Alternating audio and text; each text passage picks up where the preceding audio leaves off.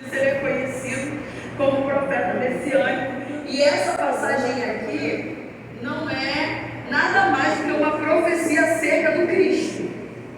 Mas a gente vai olhar 3 tempos no livro de Isaías. A gente vai olhar no início um aviso, né? Essa semana eu acabei de ler Isaías, deve ter 2 semanas, entrei em Jeremias, porque a gente está lá em casa com a meta de até dezembro ler a Bíblia toda. E a gente vai observar que de início, ali quando Uzias morre, e Isaías ele vai profetizando, né? E Deus mostra para ele a sua miséria, porque até o capítulo 6, Isaías ele está profetizando a miséria do povo.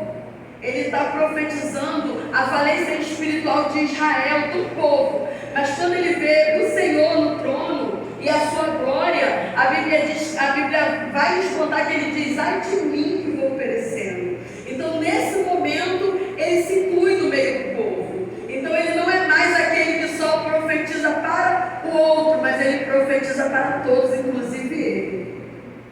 E a gente vai ver que o início de Isaías é isso, ele avisando ao povo que Babilônia iria tomar Israel. Ele avisando, ele profetizando acerca da miséria espiritual que Israel estava entrando, da sua corrupção, sabe? Da falta de compaixão, da sua impiedade. Quando a gente entra no meio, nos capítulos mais à frente de Isaías, a gente já vai ver uma profecia diferente, uma profecia de arrependimento, um chamado ao conserto e ao arrependimento para quem já está dentro do cativeiro agora. E aí quando a gente vai chegando no final do livro de Isaías, a gente vai ver ele profetizando acerca da volta, a queda de Babilônia e das nações que por permissão de Deus oprimiram Israel, para que ele fosse limpo, lavado e consertado para voltar para o seu lugar. E aí cada um deles vai cair, e a Bíblia diz que Isaías está profetizando isso, e Israel voltando para a sua casa, voltando para a sua terra, para a sua nação. Aí a gente vai ler, e esse capítulo 49 de Isaías, ele é muito lindo. Eu te dou um conselho hoje, quando você chegar na sua casa, lê o capítulo todo. Abre a Bíblia e lê tudo, porque você vai ver como Deus vai falar com você. Essa primeira passagem, eu me lembro que eu tinha uns 6 anos, 7 de crente, de convertida, quando Deus começou a falar comigo, no versículo 1 do capítulo 49 de Isaías, 1 e 2, quando ele diz que o Senhor me ungiu, e ele começa a dizer: o Senhor me limpou, o Senhor colocou sobre mim a sombra da sua mão, e ele me escondeu. E a minha pergunta para Deus todo dia era: se o Senhor me ungiu e me limpou e colocou a minha boca como espada aguda, por que eu estou escondida? Essa era a pergunta que eu tinha todo dia de Deus. Mas engraçado que eu ainda não estava escondida, eu estava sendo limpa. E às vezes a gente não entende que não é você está no esconderijo, você ainda não está dentro da aljava. Os processos, eles acontecem para nos limpar, para sarar quem a gente é. O processo que aconteceu com Israel, de Deus ali, foi para limpar ele daquilo que ele tinha se tornado no decorrer dos anos, desde a entrada da terra até o dia da queda. Então o Senhor ele vem limpando Israel e permitindo que algumas coisas aconteçam para que eles entendam a sua vontade soberana sobre a vida deles. Não é diferente na nossa vida, não é diferente naquilo que Deus tem para mim e para você. Muitas vezes a gente vem para a presença e a gente recebe tantas promessas, a gente ouve tantas palavras e a gente fica perguntando: Deus, eu só estou vivendo coisas que não condizem com aquilo que o Senhor falou. O cenário que está na minha frente é totalmente diferente daquilo que o Senhor me prometeu. Os processos que eu tenho vivido são totalmente diferentes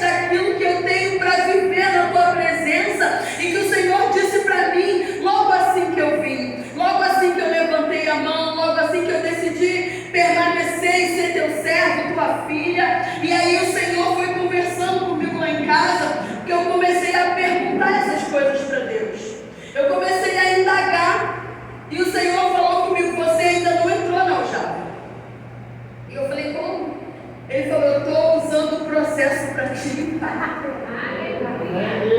Eu estou usando um processo para te polir. Tem versão que está limpa, né? A minha versão está aqui, te fiz como flecha limpa. E tem versão que está flecha polida. Então ele primeiro para polir tem que limpar, né, gente? Ninguém vai polir aquilo que está sujo. Agora eu te pergunto, dói ou não dói? Esse processo de limpeza da nossa alma.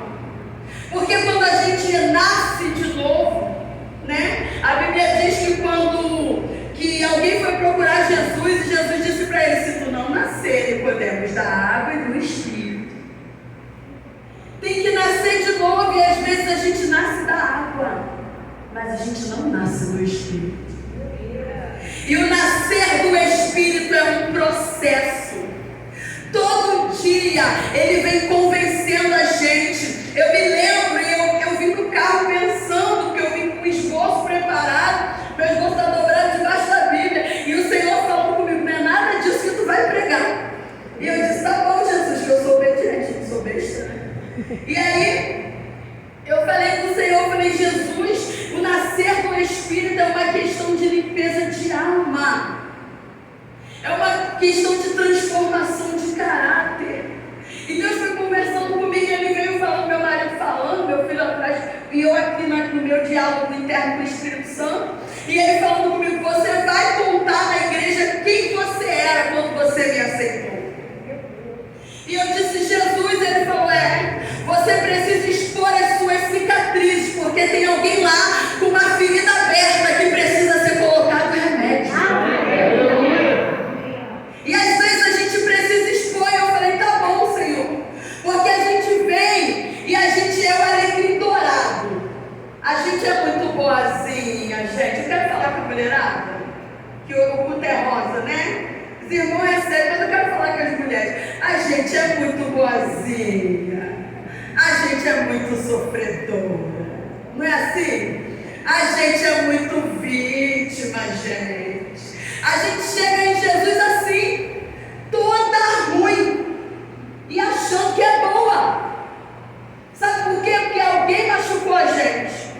Só que nesse processo, nesse caminho de que alguém veio machucando a gente tem que lembrar que a gente também vem machucando.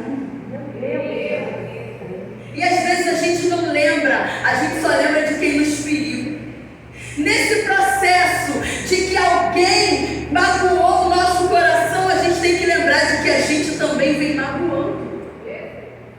E a gente não lembra. E eu vim para Jesus e eu era o alecrim dourado, a dona da razão, aquela que sabia tudo, que podia tudo, que mandava em tudo. Quando o Espírito Santo ele começou a dizer para mim: você nasceu da água, mas está na hora de você nascer do Espírito.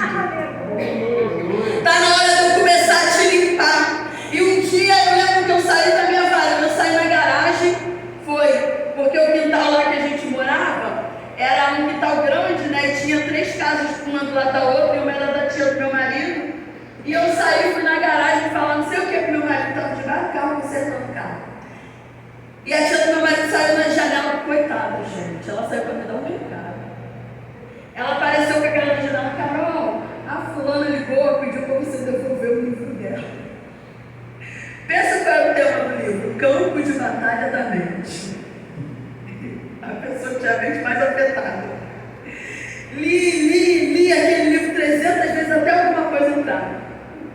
E eu lembro que eu olhei para a tia e eu falei: por que ela não me ligou? Manda ela ligar para mim se ela quiser o livro de volta. E a tia do Gerson ficou assim, sem ação, na janela.